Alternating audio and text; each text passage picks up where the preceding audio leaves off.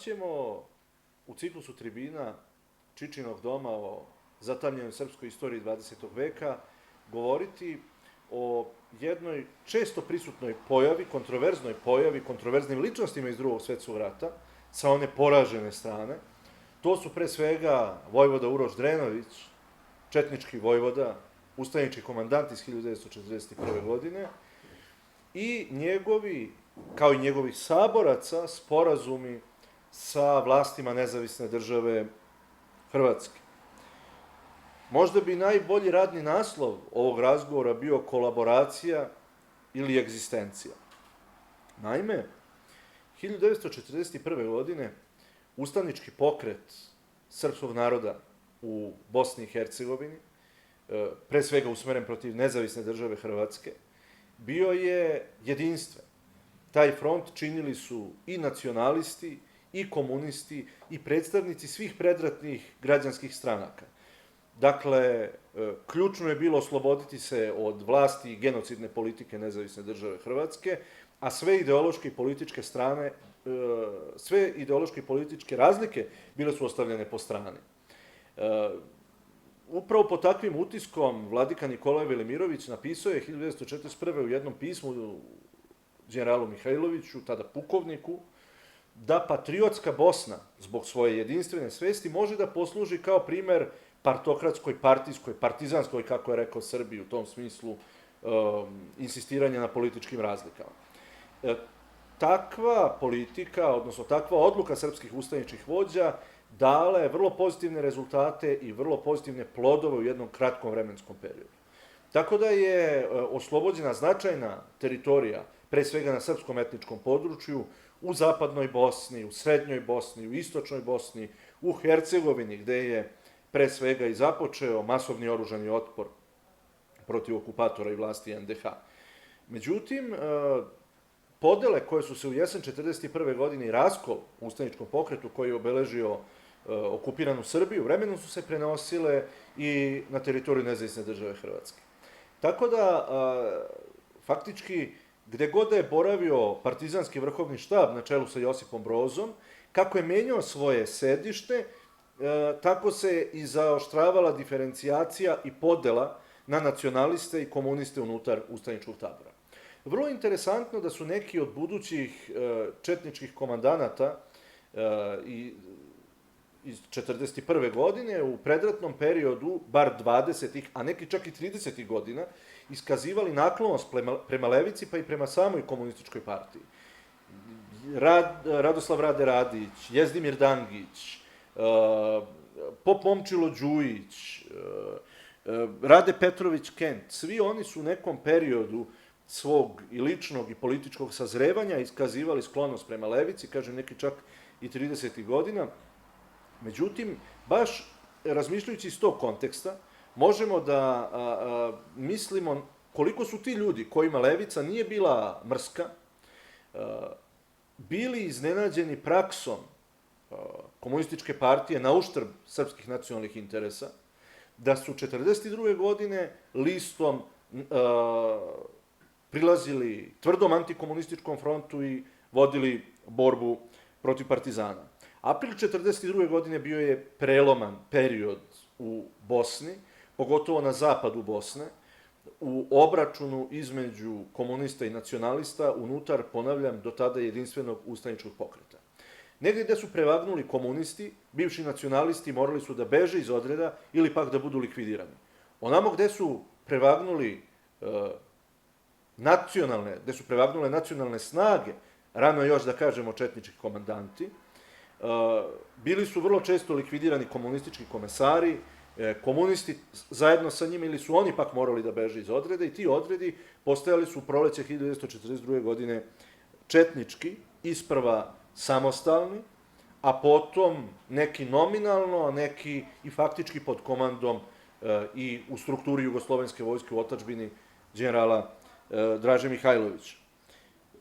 Tako da, kada govorimo o tom aprilu 1942. to je jedno vreme previranja, haosa, bratoubilačkog rata i u do tada patriotskoj Bosni. Naravno, dolazimo i do tog pitanja kolaboracije.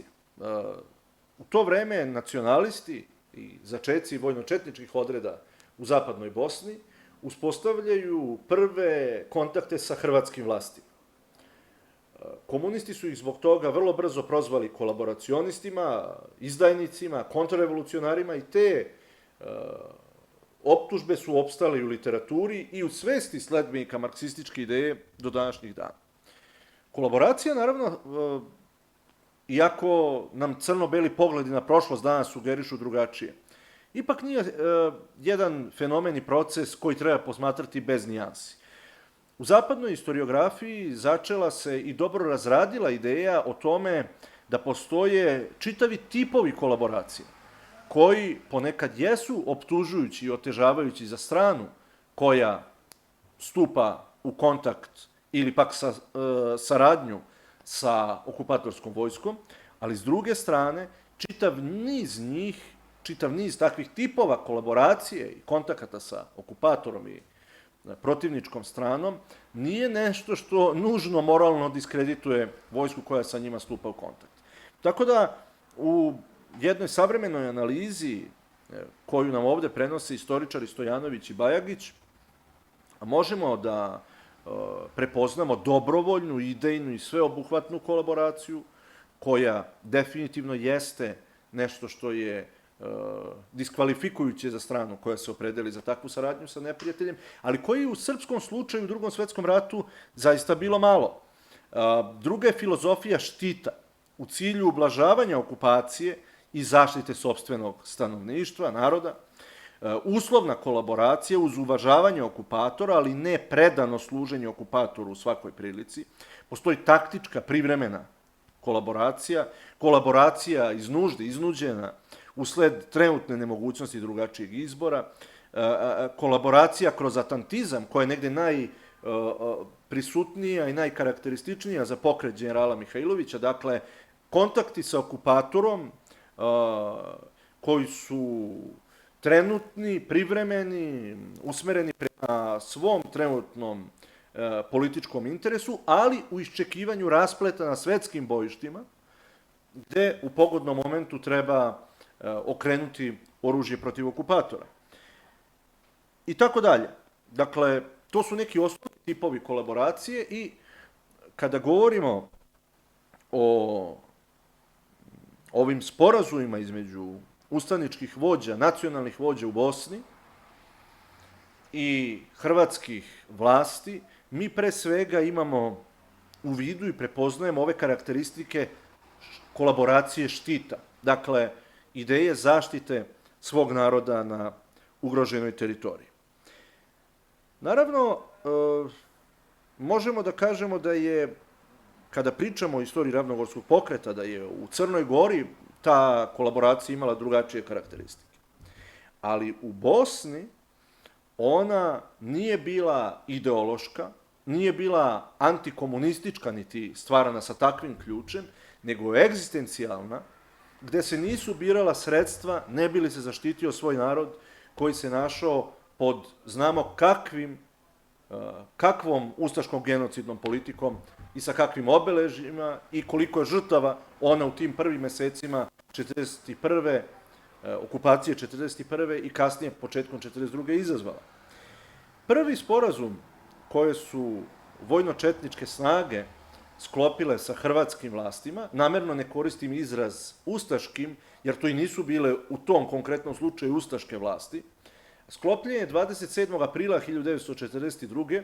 u Mrkonjić gradu, odnosno tada Varcar Vakufu, kako se nazivao, i sklopili su ga četnički komandant odreda vojvoda Uroš Drenović i hrvatske civilne i domobranske vlasti.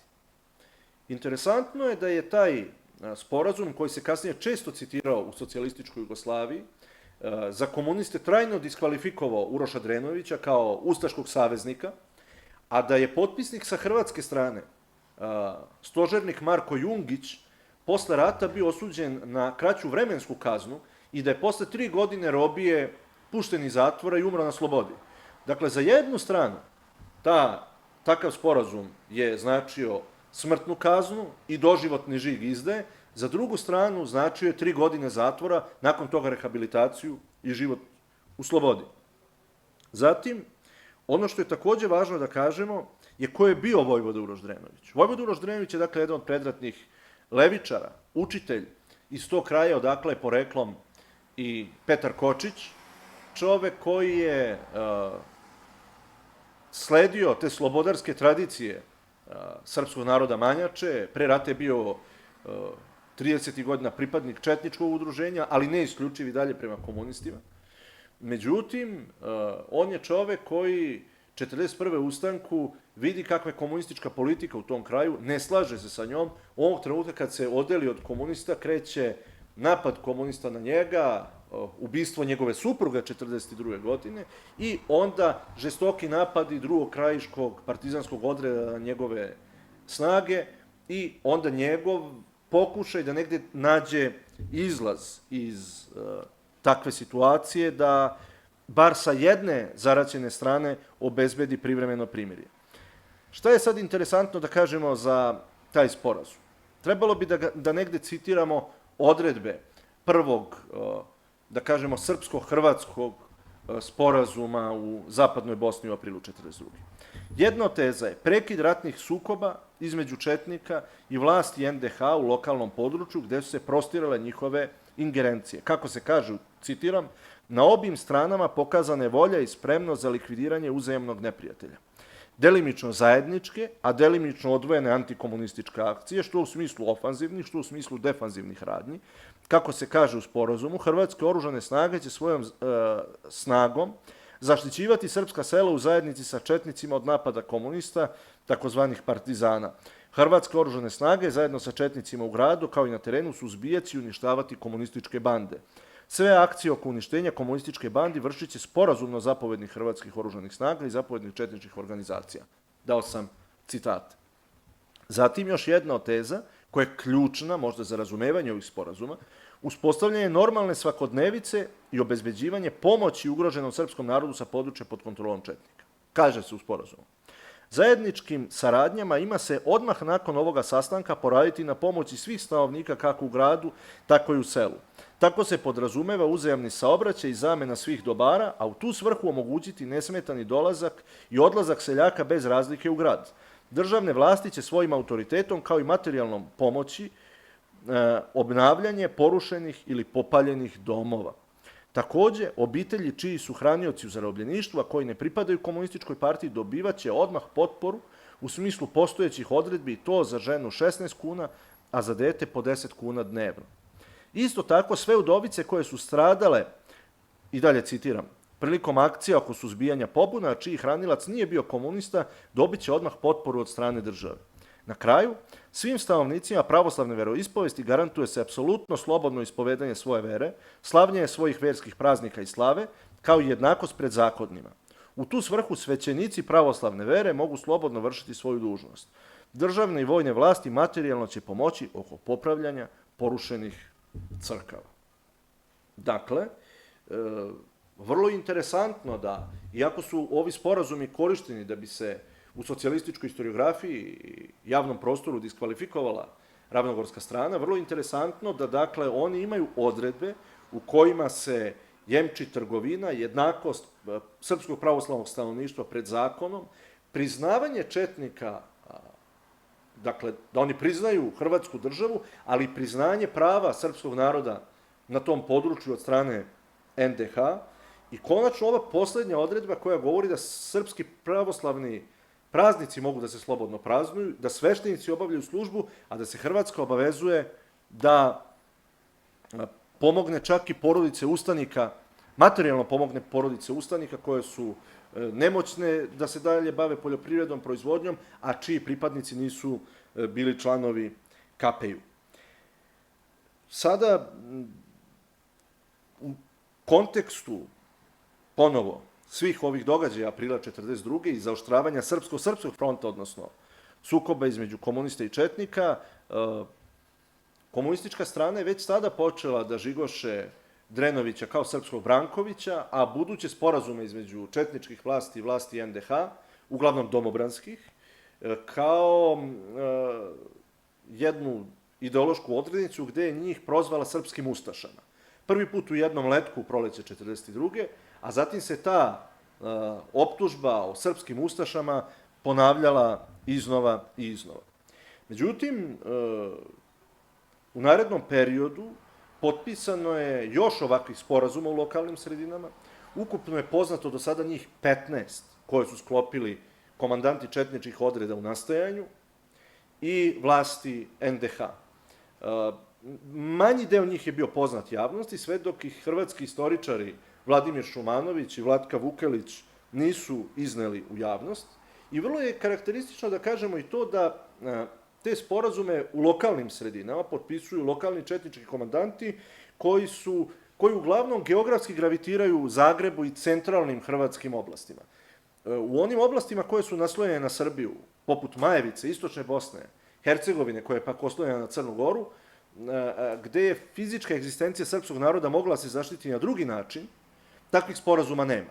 Dakle, ovde su bili iznuđeni pre svega ustaškom represijom, a zatim i komunističkom, antinacionalnom i antisrpskom politikom.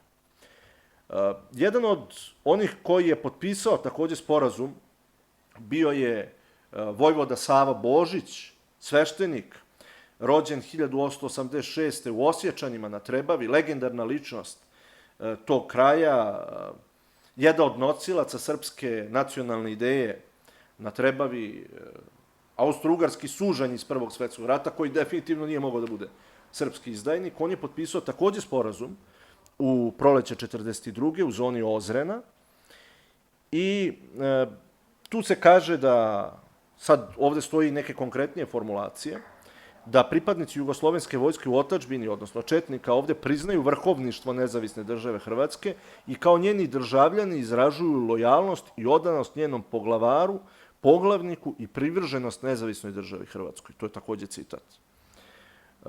A to je sada jedna, da kažemo, moralno vrlo problematična, diskutabilna formulacija za ono ko potpisuje takav sporazum. Međutim, kad se on sprovede u praksu i kad se analiziraju njegove konkretne odredbe na Ozrenu i Trebavi, on dobija sledeće osobine. Dakle, lokalne samouprave i administraciju na tom terenu nadalje formiraju Srbi četnici, ali pod nekom vrstom kontrole vlasti NDH, a kaže dok postoji opasnost od partizanskih oružanih bandi, četnici sudjeluju sa hrvatskim snagama u njihovom suzbijanju. Ranjeni četnici imaju pravo čak i da se leče u hrvatskim bolnicama, a porodice poginulih da ostvare prava na materijalnu pomoć. A od tačke 10 do tačke 16, ovaj sporazum ima 16 tačaka, nešto više nego prethodni, konkretizuje se opet i uređuje život Srba na okupiranom području. Kaže, žitelji, sve su ovo citati, žitelji pomenutih područja u pogledu prehrane uživaju ista prava kao i ostali državljani. Obiteljima čiji su hranioci u njemačkom zarobljeništvu, a ne pripadaju partizanima, isplaćuju potporu u smislu postojećih zakonskih propisa, da se isplaćuju mirovine i rente radničkog osiguranja svima onima koji na to imaju zakonsko pravo, a lojalni su građani. Žiteljstvu navedenih područja, ukoliko budu imali preporuku od četničkih zapovjednika, dozvoliti zaposlenje na državnim i drugim javnim radovima. Da se po mogućstvu vrate ljudi koji su odvedeni u logore, a po preporuci i iskazu zapovjednika. Dok se ne vrate, da se izda potpora njihovim porodicama ako su siromašnog stanja, kao obiteljima onih čiji se hranioci nalaze u njemačkom zarobljeništvu. 14. Da se svim izbeglicama dozvoli nesmetan povratak svojim kućama ukoliko su stradali, da im se dodeli pomoć, kao i svim ostalim postradalim državljanima NDH. Da se dozvoli kretanje izmena dobara kao i ostalim građanima NDH u smislu postojećih propisa. Da se po mogućnosti omogući izmena postojećih jugoslovenskih novčanica sa ovih četničkih područja, a po iskazu koji će predložiti četnički zapovednici. Vrlo je interesantno, dakle, da ovde, da ovaj, kao još neki sporazumi, sadrži tu vrlo problematičnu, rekli bismo i diskvalifikujuću odredbu, gde oni moraju formalno da priznaju poglavnika i NDH. S druge strane, posledice po uređenje života i svakodnevice ovih ljudi na jednom trusnom ratnom području, stradalnom području, bile su konkretne i vidljive. Pogotovo u ono vreme. Postoji dokument sačuvan u arhivi Centralnog komiteta Komunističke partije Jugoslavije, gde se konstatuje da se na bazi ovog i ovakvih sporazuma važniji i ugledniji Srbi puštaju iz Jasenovca i iz drugih logora na slobodu, Ali se komuniste žale na takvu praksu, jer ovi ljudi koji su ideološki suprotstavljeni njihovim snagama, dolaze na teren, donose smutnju, ojačavaju antikomunistički front i otupljuju efekte komunističke propagande. Dakle, trebalo bi promisliti, i neka to pitanje ostane otvoreno, na njega nemamo definitivan odgovor i trebalo bi dodatno istražiti kroz egzaktne podatke ovo pitanje, koliko su ovi sporazumi s jedne strane bili moralno loši, a za komunističku stranu njihova dosledna borba protiv NDH moralno prihvatljiva i velika, ali s druge strane koliki je broj srpskih civilnih žrtava na Manjači i na područjima pod četničkom vlašću, a koliki je na Kozari, Baniji i Kordunu. Tu naravno ne prejudiciramo da je ova ili ona strategija, pogotovo na to nemamo pravo da sudimo sa duge vremenske distance, iz komfora sadašnjice, pa da kažemo da je jedna ili druga isključivo ispravna i apsolutno ispravna. Međutim, treba postaviti pitanje da li je u onakvim uslovima ustaškog genocida i masovnog istrebljenja srpskog stanovništva postojala mogućnost i za vođenje drugačije i umerenije politike. Takođe, interesantno je da citiramo na koji način su ovi sporazumi bili viđeni među vlastima NDH i među nemačkim vlastima. Kako su oni bili protumačeni? Prema postojećim izvorima, kaže se, evo, nemački jedan izvor, da četničke jedinice sebe vide kao čuvare srpskog naroda u Hrvatskoj i osjećaju se pozvanim da zaštite pravoslavno stanovništvo od napada ustaša. Oni u tom kontekstu, Nemci tumače ove sporazume. A drugi izveštaj komande Nemačke 718. divizije iz decembra 1942. Konstatuje se u njemu, kaže ovako, mada su pravoslavni dobrovoljci na ovaj način stvorili utisak da oni navodno priznaju interese nemačkog Wehrmachta i Hrvatske države, ne sme se gubiti iz vida da su oni za slamanje komunizma zainteresovani samo da bi odstranili jednu dalju prepreku u stvaranju velikosrpske države u koju oni polažu nadu. Čitav niz sličnih izvora i izvoda postoji, ali je tu sad još jedno pitanje važno da se na njega da odgovor, a to je kako je na te sporazume gledao general Mihajlović i vođstvo ravnogorskog pokreta. Otprilike je u socijalističkoj historiografiji intencija bila takva da se Mihajloviću pripisuju ovi lokalni sporazumi, da je on za njih odgovoran, da ih je on podsticao, ohrabrivao, nekako indirektno i postigao, dok nam nova istraživanja, čak i hrvatskih historičara, govore o tome da on nije bio upućen u ove prve sporazume, a kada je kasnije za neke od njih saznao, žestoko ih je kritikovao sa zakašnjenjem, ali je bio protiv takve politike. Čak se i za vojvodu Uroša Drenovića, komandanta Bosanskog krajiškog korpusa, u ono vreme od njegovih nadređenih komandanta i strukture JVO su postojale vrlo negativne i oštre karakteristike. Sada, pored svega toga, i time bi možda trebalo i zaključiti, postoji i taj unutrašnji odgovor na ovakve sporazume među četnicima, jer naravno, ma kakav sporazum sa vlastima NDH, protiv kojih su se oni 1941. oružjem podigli i vodili krvave borbe do proleća 1942. Naravno, neki i nakon ovih sporazuma i u nastavku rata, o tome posebna tema. Dakle, nisu svi oni jedinstveno gledali, niti odobravali ove sporazume, ma kakva taktika ili strategija da je stajala u pozadini. To vidimo iz pisama Vukašina Marčetića, četničkog komandanta iz zone Manjače, koji kaže da je prva potreba bila da se zaštiti narod. Drugi cilj bio nam je da izvučemo one mnogobrojne Srbe koji su trunuli po hrvatskim tamnicama. Treći razlog bio je pitanje hrane, a najzad, pored svega toga, za sada je za nas najvažnije pitanje dobavljanja municije. Marčetić kaže sledeće: da postoji politički, taktički razlozi. Kaže, poštene muslimane i Hrvate treba pridobiti za nas, jer su komunisti uspjeli svojom propagandom kod muslimana, tako da nas oni smatraju za zverove. Pa su zato i mnogi njihovi ljudi bežali u komuniste, a danas to treba da otpadne.